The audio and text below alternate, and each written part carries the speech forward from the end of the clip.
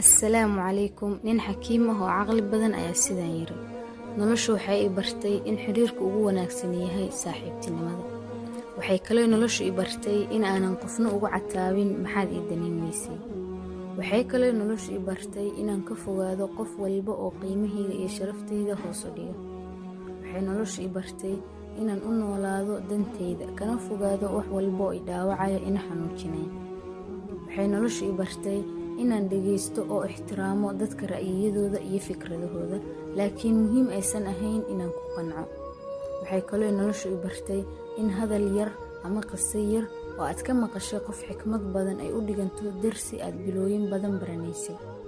Waxay noloshu i bartay in fashilka iyo guuldarrada furaheedu yahay marka aad isku daydo inaad qof walba raali geliso ama qanciso. Waxay kale noloshu i bartay in aanan la saaxiibin khaa'inka, beenaalahana aanan weydiin sababta uu beenta u sheego. Waxay kale noloshu i bartay in aanan dhexgelin dadka arrimahooda, khayr iyo wanaagna aan ka fisho qulubtooda oo aan ula dhaqmo si feejigan.